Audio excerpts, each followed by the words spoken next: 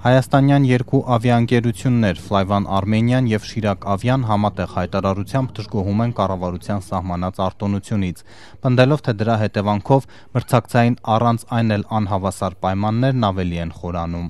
Գործադիրի որոշմամբ հայաստանյան կամ այստեղ բազավորված արտասահմանյան ավիաընկերությունները ամեն նոր ուղղության դեպքում Երևանից թռչելիս յուրաքանչյուր ուղևորի համար կստանան 20,000, իսկ Գյումրիից 15,000 դրամ փոխհատուցում։ Ծրագիրը ըստ էության քննարկված է բոլոր խոշոր ավիափոխադրողների հետ, ընդ որում եւ տեղական եւ դրսից ընկերությունների, որոնք պատրաստվում են բազավորվել, այսինքն սա ոչ թե առաջարկ է եկեք, այլ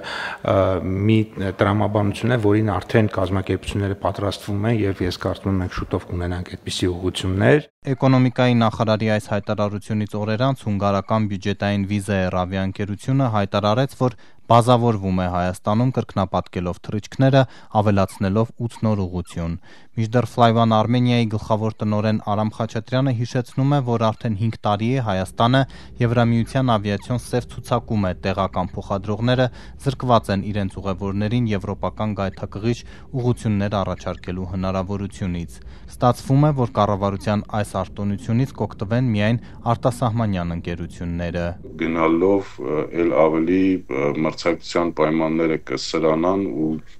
տեղական ավիափոխադրողի գոյությունը կվտանգվի։ Գործադիրը հիմնավորում է, թե այս որոշումը կնպաստի զբոսաշրջության աճին, բայց Flyone Armenia-ում նկատում են, որ մեծ թվով ռուս ուղևորներ Զվարթնոց օդանավակայանն օգտագործում են ընդամենը տարանցման, տրանզիտի համար։ Օրինակ նույն Wizz Air-ը տարանցում չունի, այս ընկերության բոլոր ուղևորները պարտավոր են հատել Հայաստանի սահմանը, հետո ճամփորդությունը շարունակելու համար թեկուզ մի քանի րոպե անց նորից մտնել օդանավակայան։ Այսինքն բյուջեից փոխհատուցում կտրամադրվի բոլոր ուղևորների համար, բայց ոչ բոլորը որպես զբոսաշրջիկ Երևան դուրս կգան։ Բացի այդ, այս դեպքում էլ հայկական փոխադրողները կարող են հայտնվել անհավասար պայմաններում, որովհետև այդ թվում Flyone-ը իր ուղևորներին առաջարկում է տարանցում, առանց սահմանը հատելու շարունակել ճամփորդությունը։ Հետևաբար կառավարության արտոնությունից այս դեպքում չեն օգտվի։ Կոնկրետ այդ միջոցները պետք է ուղղվեն մի ուղղությամբ, որի նպատակին չեն ծառայելու, այսինքն որոշման հիմքում դրված է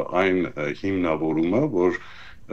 տվյալ զբոսաշրջիկը պայմանական 2 կամ 3 օր գտնվելու է ՀՀ տարածքում եւ իր ազդեցությունն ունենալու տնտեսության զարգացման գործընթացի։ Flyone Armenian և Շիրակ Ավիան մտավախություն ունեն, որ անգամ Երևանում բազավորվելու դեպքում արտասահմանյան ավիաընկերությունները Հայաստանում շահութահարկ չեն մուծի, թեև կառավարության պահանջներից է նաև հայաստանյան մասնաճյուղի բացումը։ Շեշտում են, ի վերջո տեղական ավիաընկերությունները զուտ միայն փոխադրող չեն։ Պարունակում է ազգային անվտանգության էլեմենտներ։ Մեր առջև ունենք նաև վառ օրինակ 44-օրյա պատերազմի ընթացքում, թե օտարերկրյա ավիափոխադրողները ինչ վարքագիծ ունեցան, օդանավակայանը դատարկ էր մնացել։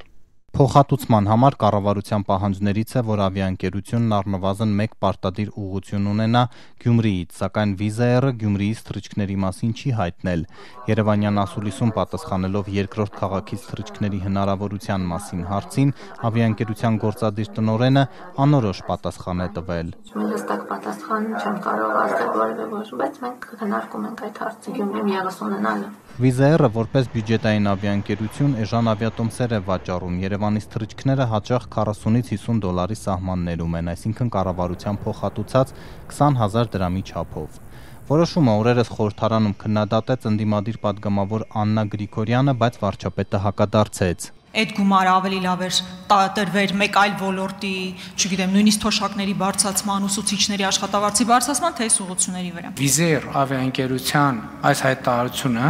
նշանակում է, որ հանրապետության туриզմի ոլորտում կատարված միլիարդավոր դրամների ներդրումները արդարանում են, պետական բյուջեի եկամուտները աճելու են եւ որի արդյունքում մենք այդ թվում թոշակները, մնացած պետական ծախսերը